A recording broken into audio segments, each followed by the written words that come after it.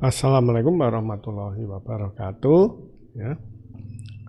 Pada kesempatan kali ini saya pengen sharing pengalaman saya ya ketika diminta melakukan analisa reliability menggunakan distribusi Weibull ya, Weibulls. Ya. Itu yang kita kerjakan pada pareda fase 1 ya. Tidak seperti yang lainnya ya, seperti Pak Dedi dan mungkin Pak Arianto, mereka akan melakukan pelatihan ya, workshop dengan menjadi fasilitator.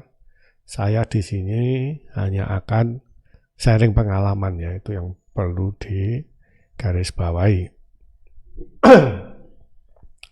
Oke.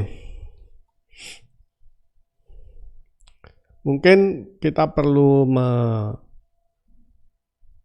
meng-clearkan ya, apa itu reliability, karena kita akan menganalisa reliability ya dengan persamaan Weibull ya.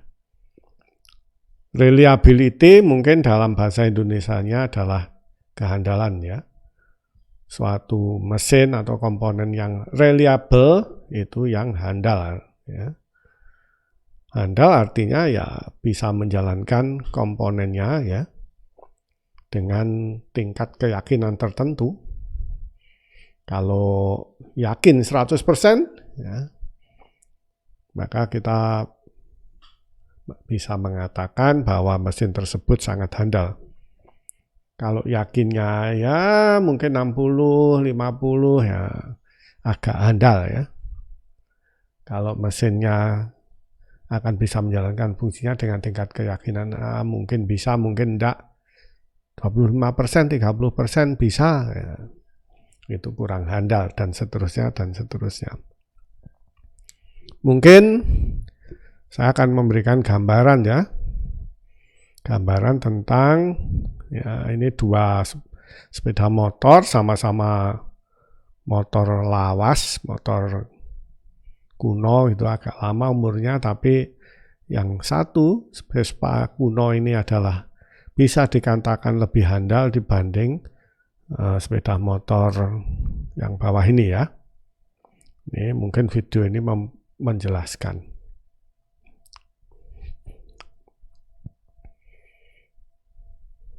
Ya, meskipun sama-sama tuanya ya, karena mungkin perawatan yang baik dari Vespa ya, dia mengandalkan perawatan menggunakan metode RCM ya, maka bisa dikatakan motor Vespa-nya lebih handal dibanding sepeda motor yang kiri bawah itu.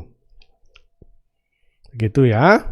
Nah, ini mungkin kita bisa merasakan handal dan tidak handal gitu. Dan kita ingin mewujudkannya dalam persamaan atau model matematika sehingga bisa dianalisa dengan lebih mudah ya, dan bisa diperhitungkan ya kalau kita bisa membentuk model matematikanya.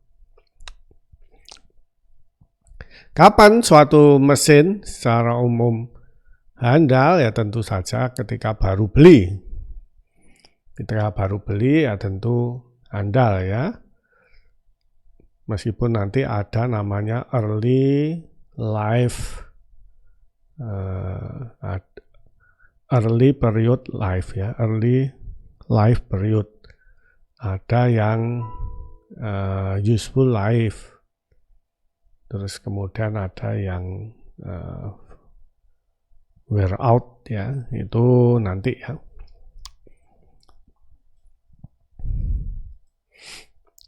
Ya, tentu ketika baru beli dia handal, ketika baru diservis ya dia juga handal. Mungkin bisa digambarkan pada grafik seperti ini ya. Ya, ketika baru beli ya 100%.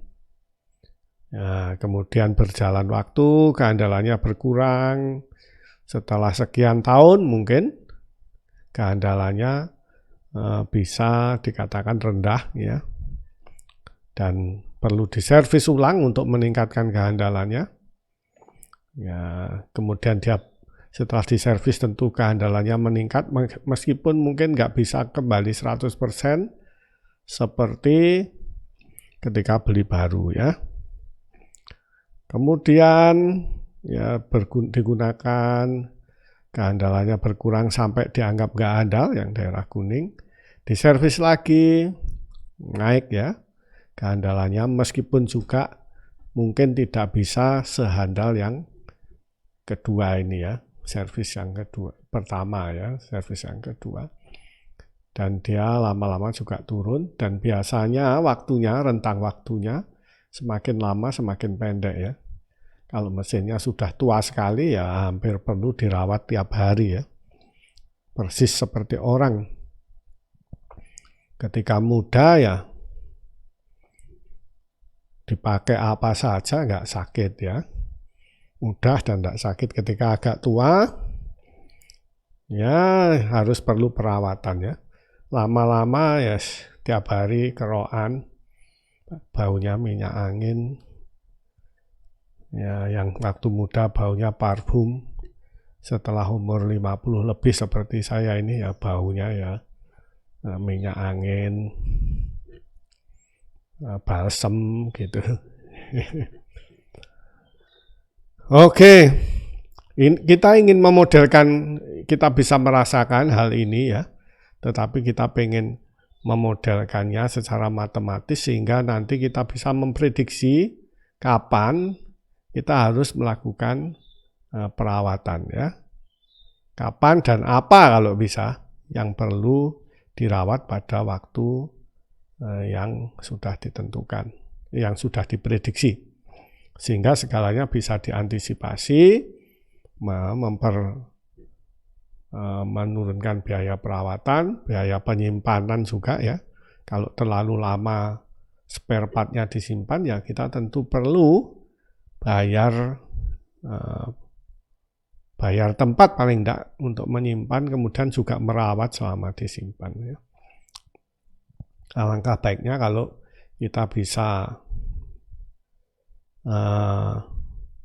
memprediksi, maka kita belinya komponen yang diperlukan dekat-dekat dengan saat kita akan melakukan perawatan sehingga tidak terlalu lama menyimpan ya. Dan begitu dibutuhkan untuk mengganti barangnya ada, kalau tidak ada ya kita akan kehilangan waktu juga ya. Oke, untuk bisa memodelkan matematika fenomena yang sebenarnya sudah bisa kita rasakan ini ya, kita perlu beberapa ingredient, yaitu yang pertama adalah probability density function atau PDF singkatannya. Mudah-mudahan nanti di akhir session ini sudah biasa mendengar istilah PDF dan probability cumulative function atau CDF ya. Tuh. Nanti ada pendekatan terhadap CDF, itu namanya median rank ya. Ada 3 pendekatan yang dikenal. Yang paling atas ini yang lebih kompleks dan diharapkan lebih sesuai ya. Tetapi yang semakin bawah ini semakin sederhana ya. Sehingga aplikatif dan bedanya nggak begitu jauh ya. Maka yang sering dipakai ya yang moderat, Bernard approach ya. Oke.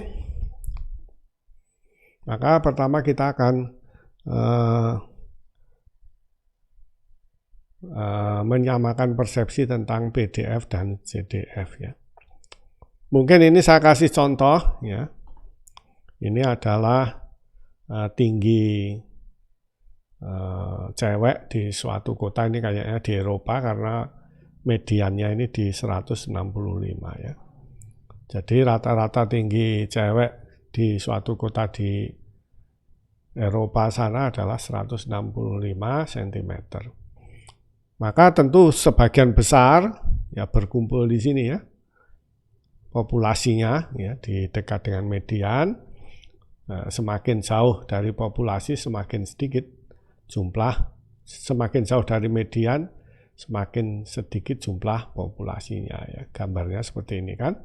Demikian juga semakin tinggi ya dari nilai mediannya ya, mungkin ada pemain basket atau pemain olahraga tertentu ya yang memiliki tinggi hampir 2 meter ya, tapi jumlahnya bisa dihitung dengan jari.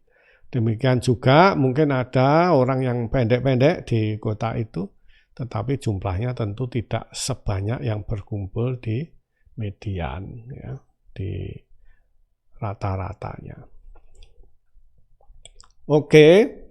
Ini dibuat luasan ini sama dengan 100% ya, kita anggap luasannya sama dengan 100%. Jadi kita normalisasi ya, atau luasannya itu sama dengan 1. Ini adalah distribusi dari tinggi cewek di kota tersebut. Ya. Saya rasa mudah dipahami ya distribusinya ini. Sekarang kita akan menuju ke CDF. Ya. Saat nilainya 140 mungkin jumlah penduduknya yang tingginya sama dengan 140 ke bawah 0 ya di kota itu. Demikian juga ketika ya, cara membacanya CDF ya, misalnya tingginya 150, yang paling mudah yang median ya, 165 ya, ke bawah, berarti yang lebih pendek dari 165 ya, ini adalah ini, luasan yang saya arsir ya adalah setengahnya ya, setengah dari luasan total, dan karena luasan total sama dengan 1 tadi dinormalisasi, maka nilainya 50%. Jadi 165 nah, ini nilainya adalah 50% ya, separuh. Separuh yang lebih pendek dari 165. Demikian juga yang lebih tinggi juga separuh ya. Begitu cara membacanya. Ya, ini tentu juga kita bisa mendistribusikan menggambarkan ini seandainya yang sini bukan tinggi tetapi waktu rusak ya, waktu ya, hari atau apa ya, sama toh, tapi ini distribusinya normal. Kalau kita menganggap kerusakan terdistribusi normal, tapi yang benar nanti terdistribusi Weibull ya, tentu kita bisa menggunakan grafik ini ya. 165 hari kerusakannya atau kurang itu 50%. Di atas 165 hari ya lebih ya tentu 50%. Sisanya, luasan sisanya ya. Oke, luasan sisanya nanti ini biasa dianggap reliability. Nanti ya. Artinya ketika waktunya 0, luasan sisanya kan 100%.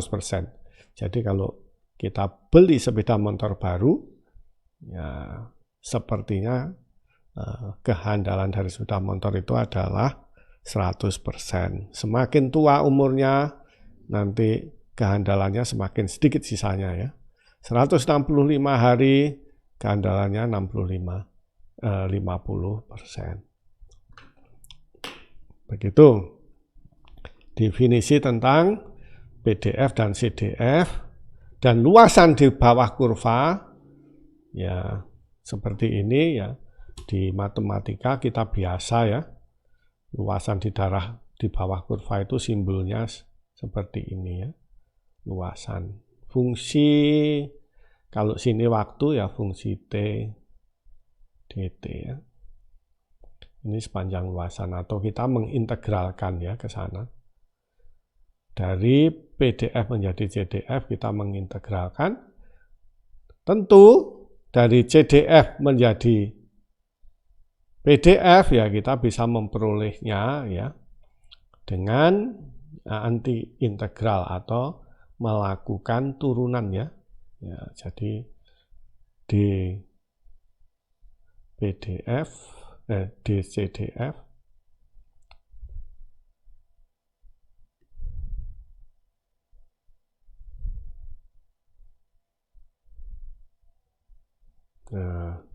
DT ya. Kalau kembali ke sana. Ya, yaitu mendefinisikan gradiennya ini. Turunan itu adalah gradiennya dy dx ya. dy dx. Ya, ini digambarkan di sini ya. Itu matematika ya. Bagi yang senang matematika, ini adalah gradiennya. Kalau ke sana adalah luasannya itu adalah integralnya. Atau ini ya kalau disimpulkan secara matematika. Oke ya. Itu adalah CDF dan PDF. Ya, tapi contoh kita adalah distribusi normal. Ya, ini sudah. Ini sekarang bagaimana kalau dia merupakan distribusinya bukan normal tetapi terdistribusi menurut Weibull, ya kita akan membahas berikut ini.